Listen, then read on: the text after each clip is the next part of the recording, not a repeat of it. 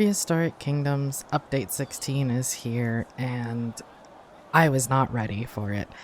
I was expecting it to come a few weeks away, but we're here now. So today we're going to be checking out everything that is available and functioning, and I'll be continuing on a zoo in the new year. Hope everyone who's celebrating Christmas has a really great one, and I hope that everyone's holidays are relaxing. So let's get into it. We're gonna come out of here. Turn up some lights. There we go. First up, since we're looking at it already, we've got the Ferris wheel. It's looking great. I wish the lights, because I wish the lights that are here and very decorative. And not that you guys can see my cursor, I have it hidden. But you can see the lights on each of the spokes and everything. I wish that those were a little bit more noticeable. Or at least, I'm not too sure if we can change the colors. I'll have to just check that. Doesn't seem like there's any way to change the colors. Anyways, as I was saying, it's not super noticeable. They're bright enough, you can see it, you can tell that it's a Ferris wheel, but they're not noticeable because the game is not super dark at any time. It's visible. It's good though. You can always, it'd be nice if we could change the colors. I don't normally do this style of video, by the way, guys, so sorry if it's a little bit weird. But I wanted to get something out to everyone because I couldn't get a chance to do a regular zoo. So here we're gonna check out our vivariums. We've got a nice selection of them. I put out, you can alter vivariums in by going through their settings and everything, and you can change whether it's their environment and whatnot, but I know you can also change what type is down before you put an animal in. But once an animal is in, it is the type that it is. You can also change their food. In this one we have, I'm not even going to try and pronounce that. But we have the little cute little turtles in this one. Very... got some plants sticking out a little bit, so there is a little bit of clipping issues for some of them. This might be because I've got a whole bunch of plants in the options. I was switching around the plants, so let's pop it back into tropical here. But they're looking really good. For each of these, I've got them going in row for their editing. So this one is glass all the way through, which is their first option other than null. I think that the fronts look so much better with the null because then everything's much brighter, much more visible. Doesn't have this little sheen of reflection on it, but the purposes of showcasing, this one is glass, and this is our amphibious vivarium box. And over here we've got our vivarium amphibious small box. In this one we have a Diplocaulus in, and there it is. They are extraordinarily both cute and bizarre. Let's get them moving around a little bit. These all replaced the vivariums that we had before. I do have another one in here, but it's really... oh, is that it? There it is. They come in a few colors. I really like this one. It's looking good. This one is the mesh style.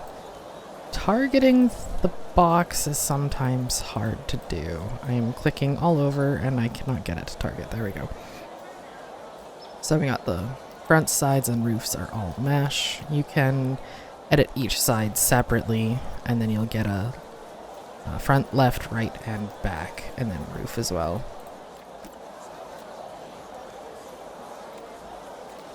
I apologize for any rough sounds. I have a little bit of a cough and a sore throat, which sucks for the holidays, but we carry on. I noticed when I was putting in animals that they came bare. Here, I will put one down and I will show. Oh, and this one actually came in with some plants. Earlier they were coming in bare, but that was I was having a few issues earlier, and I had to restart my game, and after I restarted my game all the issues resolved itself. So maybe that was just a minor bug and it's resolved itself now, but they were coming in bare. They'd have the substrate but no plants or decorations or anything else like that. So maybe it's fixed itself. And we've got the temperate, tropical, and desert, and we'll go through a little bit more of those in a bit. For now, we're just checking out each of the vivariums and what they look like. So, again, like I said, each of these vivariums that I'm showing, we're going to have... I am clicking furiously to try and get this targeted. There we go. Each of these vivariums are going to have their exteriors lining up, but because if I tried to do the front with the facade, we wouldn't be able to see anything. It would just be a closed box. So, for the ones that are solid sides, I will leave the front null so that we can look in and have a look. We have more Diplocaulus in this one. There's going to be repeating animals in a couple of enclosures. And for each size you can have so many allotted animals. And when you're adding the animals, you can go into here, and then on the right hand side you can see that you can change the size of their vivarium, and it will tell you below that how many you can have. A medium can have 7 Diplocaulus, a large can have 12, and a small can have 4. So that's a really nice option. It also tells you their foods, their lifespan, and their social group. As is very nice information. And then this is our large with the cladding sides. I forgot to mention, because I don't have it up. Interesting. There is also a semi-clad, which has the bottom is cladded and the top is a facade.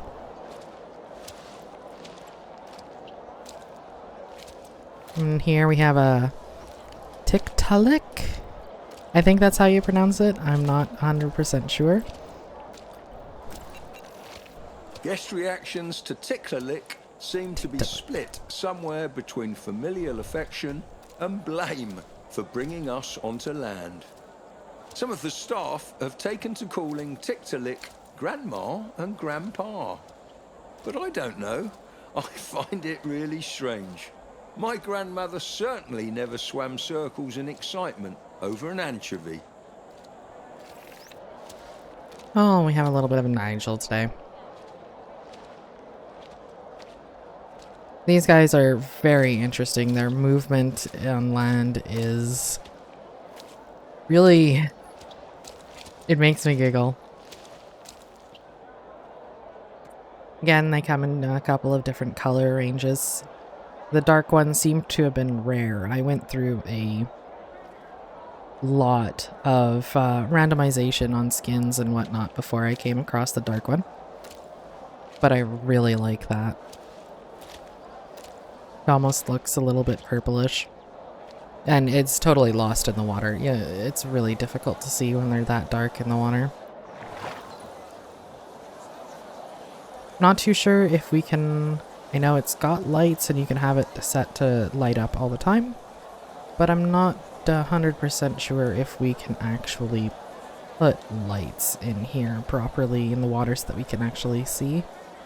We can actually test that, and just for the purposes, I'll just put in a lamp, and it looks like it does light up a little bit. Not too much. Let's pop it in there. Okay, so there is a little bit of lighting going on. Not too much. It's good to know. It's good to know. So, alright, next up we go. Here's the half cladding. This is our arboreal vivariums. This is the box. Seem to have been forgetting my controls as I do normally. We have the Archaeopteryx in here. And the arboreal ones are very interesting, I find, because you can change... I'm gonna get rid of that. I don't like the red. The red marker is very annoying. You can change the trees so that they are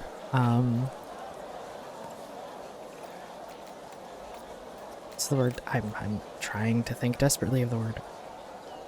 The faux tree, you can change them to like a stand tree. I've got others over here. You can see it goes from the faux tree to that.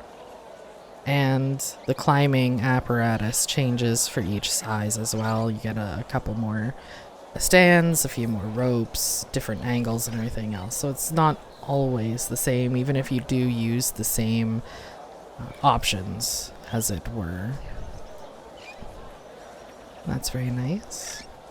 And that's the box. This is our small with the mesh side.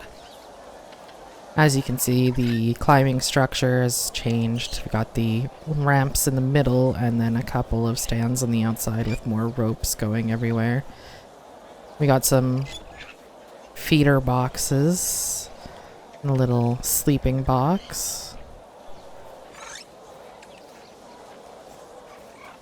Log for them to play around in. This is the Microraptors, our newly redone Microraptors.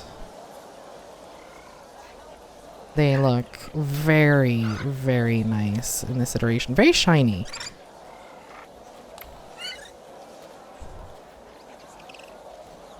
But they are cute. They are really well done. Moving on to our medium.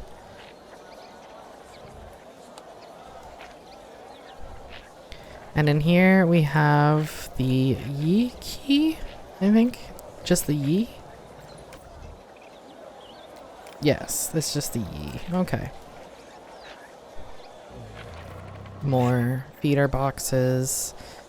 Hammocks can start coming in. I think it's might be for this species that allows them. I haven't tested whether each species in different sizes has different play items or if they're all the same. So, but let us take a look. I wish to target one of these adorable... Is it charming? Is it peculiar? Personally, I consider Yi charming because it is peculiar. It must be noted that the extraordinary wing membranes that make this animal seem so unique were actually all the rage in its natural habitat. It shared the limelight with gliding mammals and flying pterosaurs, which begs the question, who wore it best?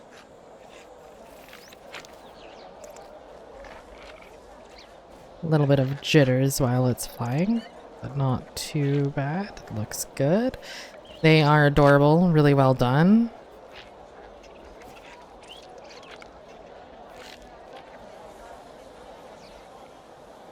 I wonder, and it just popped into my head, I wonder what... Oh, that's what the arboreal in the desert looks like, and in the temperate. Very cool. And this is our large one, which has a lot more climbing apparatus built in and a couple more of the habitat options, like the tree bent over and the log. I think I have full... I have all except for one tree, which is that one. So everything else is turned on. You can turn these on and off independently. Use whatever you'd like.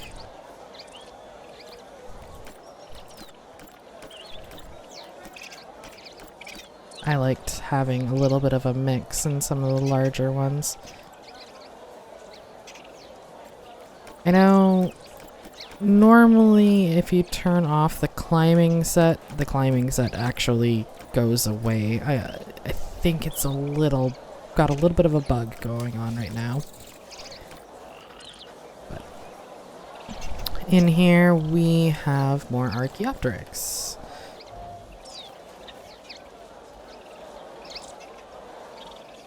Super adorable.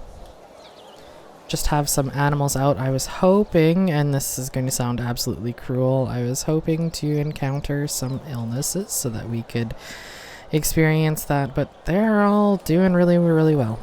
I don't know how to send my vets for checkups. Earlier when I was testing it, I was tranquilizing these guys like crazy and trying to get the vets to go for checkups and everything because they've never had a medical survey, and I can't get it to go. Whether they're awake or they're tranquilized or what, I can't get them to go take a look. So I suspect it's one of those things that you'll have to wait until the animal is actually showing symptoms of an illness, which I haven't encountered yet, even though I've got the setting set to hard, so they should be getting sick really often. It doesn't seem to be happening. Maybe it's a different conflicting setting that I've got because I'm on Sandbox to showcase everything. Maybe it's a different conflicting setting that's preventing the illnesses. But we do have the quarantine bays here, and you can build around these, put up structures so that they're not just, you know, bees out in the middle of nowhere. But for the purposes of showcasing, I left them bare, and there's a lot of nice little details. You can see our research trees there. All of the fancy tools and machinery they would be using. That's our save lag. I'm sorry. That's our small, and this one is our large.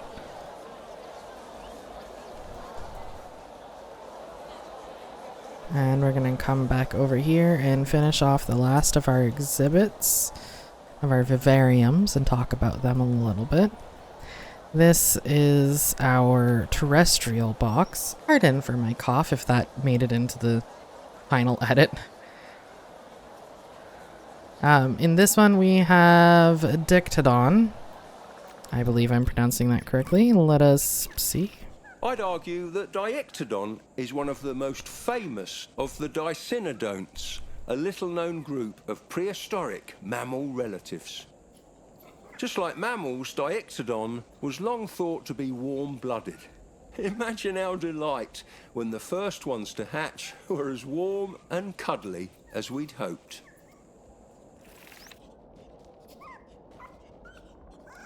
I was expecting these guys to be bigger and to have some variation of ears, but they have neither, so... Oh my gosh! That is adorable. Please don't fall off. That is adorable. Okay, I'm glad I got that on camera. Anyways. So this is our terrestrial box. Got it in temperate, tropical, and desert. This is very nice. Again, you can change all of the plants and adjust everything as you see fit, which was showcased in the trailer. I find that it's not exactly the way that it's shown in the trailer, at least in my opinion. I think maybe I just misunderstood the trailer a little bit. I was expecting, you know, if you adjusted your plants, you'd see more, you know, of that. It would become denser, is what I'm trying to say. But instead, it seems like the density is all pretty much the same. But as you change options, things move around, you get different sizes. It's all very well done. Again, more enrichment. And this is the glass. Over here we have the mesh on mesh. And I believe these are, these are compies. Compsognathus may be tiny, but it's anything but compact. This dinosaur is known for its long, flexible spinal column, which provides it with excellent balance, rather like a cat. Despite its slender, graceful body, in all known fossils of Compsognathus, the spine is curved and stiff in what paleontologists call the death pose. Sounds grim, doesn't it? These guys are cute.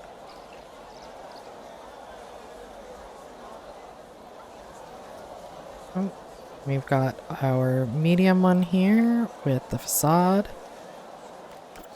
And more temperate, tropical, and desert.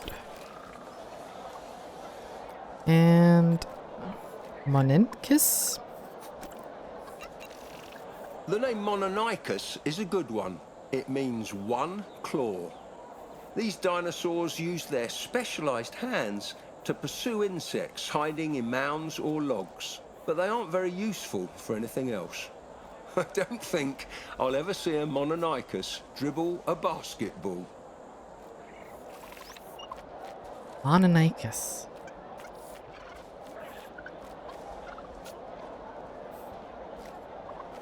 That animation is very cute. They have whiskers at their nose. That is cute. Do you have fleas, dear friend? You're scratching a whole lot. I'm not too sure if we can send our vivarium friends to the vet for a checkup. I really wish we could. I don't see an option. Don't see an option anywhere. This one we can have a rock, a couple of heating lamps at different places. I noticed in a lot of them you'll have the heating lamps are situated over specific areas, and as you change them you'll notice the connection. Again, if you turn off an enrichment, it disappears. For right now they're not doing that for me. So moving on, and this is a warning: if you're squeamish about snakes, skip ahead. There'll be a chapter down below. But in here we have Titanoboa. I'm not too sure where she's hiding at the moment, but she is in here. Boas are there she constricting is. snakes. They squeeze their prey until their victim's blood stops flowing. With their enormous coils, Titanoboa could squeeze the life out of exceptionally large prey. There's always something exhilarating about being able to see an animal once only known from fragments of fossils alive in its entirety. But Titanoboa turns that feeling into a heart-pounding thrill. I'm not moving the camera around. I think it's pinpointed on her head hitbox, and she might be swinging her head around in there. I noticed that you can see that she's moving her head about a little bit. As I'm focused on her, my camera is moving at the same time. They did a really good job with the Titanoboa, in my opinion. It's very well done. Her movements are very good. The way she's acting is very realistic to our modern day counterparts.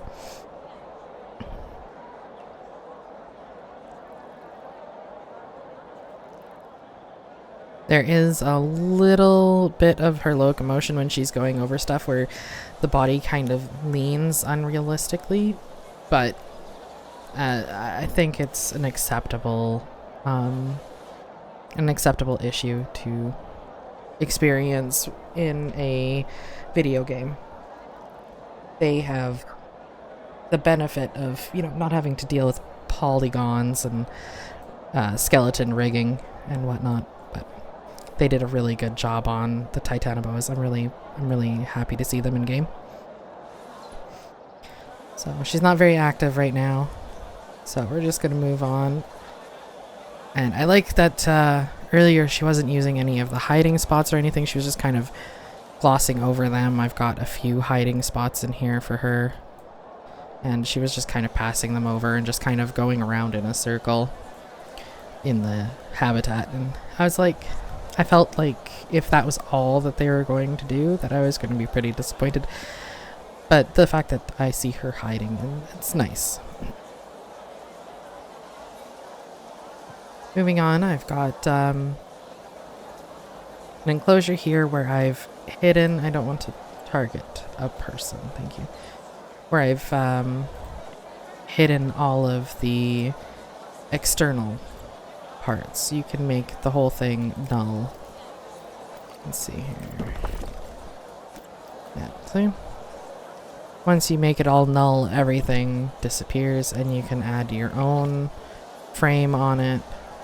The lights still stay and get these cords sticking up, so you'll have to make either your frame taller or just hide it, or go without the lights if you don't like having those wires sticking up. And I left the sides that have the burrows open so that guests can look inside, but for the rest of it, it's all enclosed. And again, you can just use the regular modular system for this. Wrong button, Ellie. And it just all clips in nicely.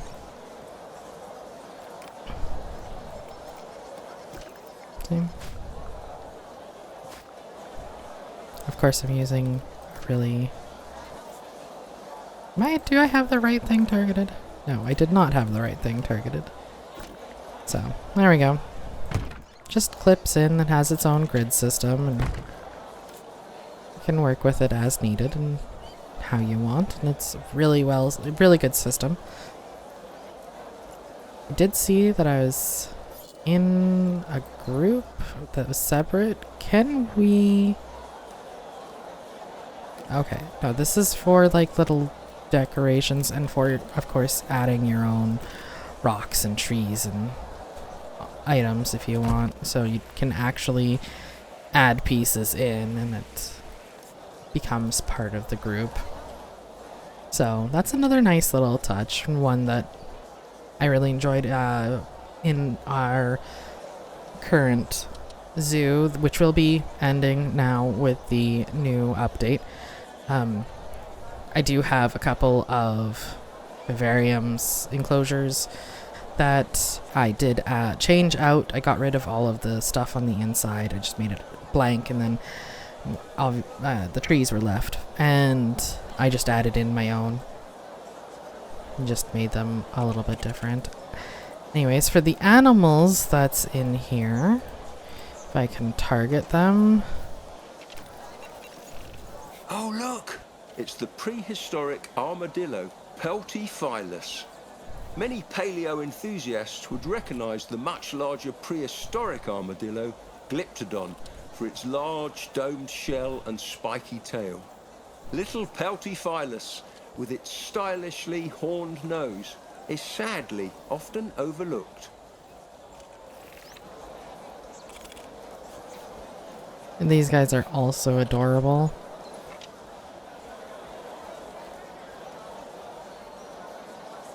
What did I have in this one? Yes, I forgot to mention that the animal in here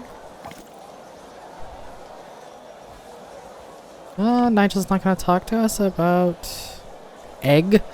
Is that your name? Your name is Egg? I love you. Let us see here if we can get Nigel to talk about you for a minute. Simasukas, let us get a good look at that adorable snub nose. Yeah, adorable snub nose it is. It's it reminds me with all of its scoots and with its general shape, it reminds me of a relative to a crocodile, except much more terrestrially based by the looks of it. I don't know if they're fond of water or not, but it seems like they prefer, yeah, they're terrestrial. They prefer the terrestrial options.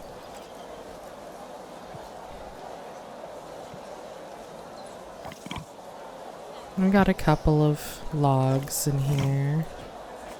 Oh. Aw. That was an adorable little animation where they stand up and look around. It's good. I like that there's more animations to the small enclosure vivarium animals than there used to be. Even the Archaeopteryx and the Microraptor have a few more now where they're at one point in time they would just fly around and hop around and bounce up, but now they've got a few extra little animations where they kind of move and preen a little bit and, you know, communicate with each other, and it's just not the same two animations where they're just going around in the enclosure. And that one just went through a log. Super cute. Got one last thing to show, and that is our lookout tower. This is really cool, in my opinion. We can come on in, have a seat. I am so sorry. I am sitting in someone's lap. And I can't... Can I get up? No, I can't get up. I wish we could choose which side we sit on. That would be nice. Either I've made a mistake or we cannot, but you can actually see pretty far with this, and it starts to spin when you're in it. I'll try and keep the camera matching while we're in here because I cannot actually get out of it at the moment. I am stuck. So this would probably be a really good one to fit in between a bunch of habitats that are just about medium distance away so that guests could take a look at everything. I just have it opposite of the Ferris wheel to showcase it.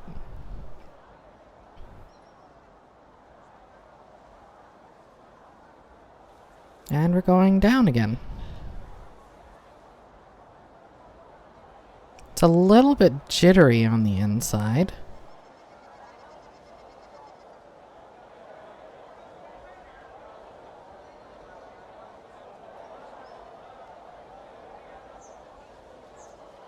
Oh. There we go. Let's take a look at it from the outside here, because it'll be going back up in a minute.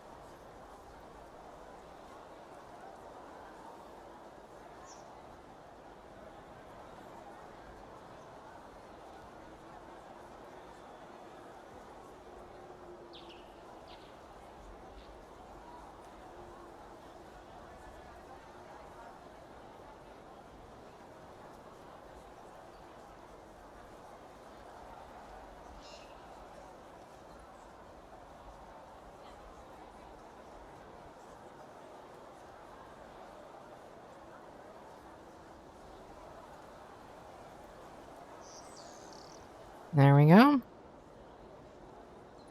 It's nice to see some different things in here. Again, I'm not too sure about the veterinary care. I can't seem to get the vets to come out.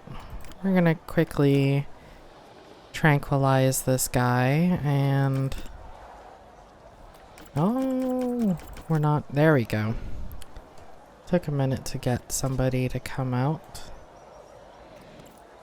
We're gonna quickly tranquilize this guy just to showcase. These vets are very brave. They're gonna come into carnivorous animals enclosure and with no protections whatsoever. There they come.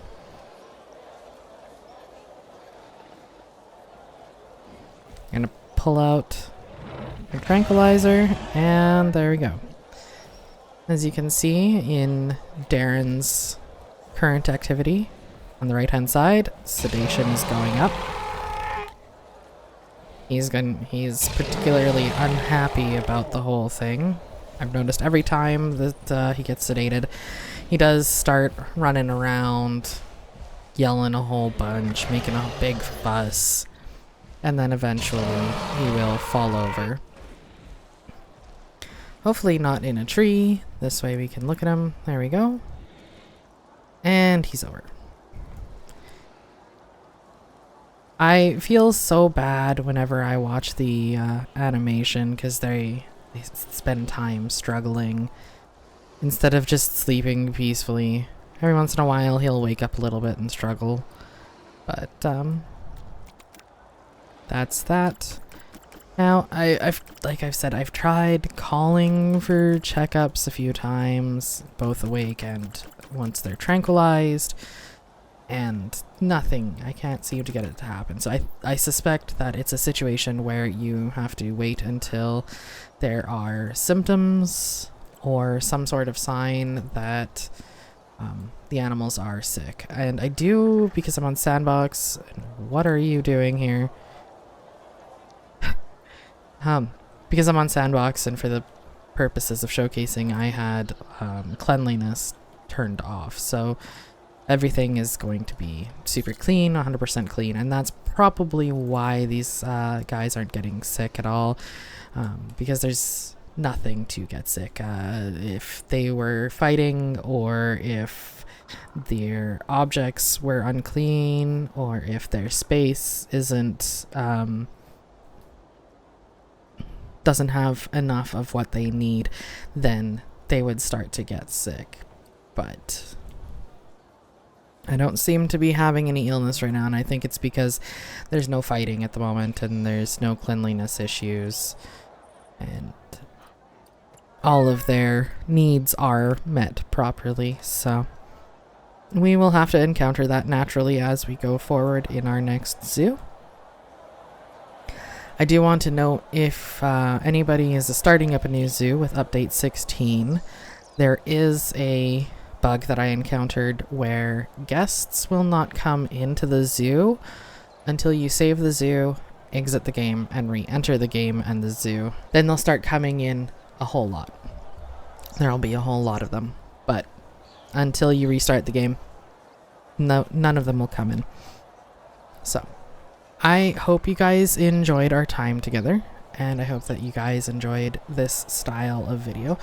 Again, it was my first time through, so let me know how I did, and I hope you guys all have a wonderful week and a wonderful weekend, and I will see you guys in the new year with a new zoo.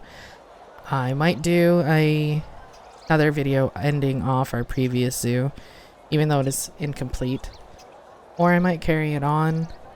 I haven't quite decided yet, so let me know what you think down below, and I'll see you guys in the next one. Take care.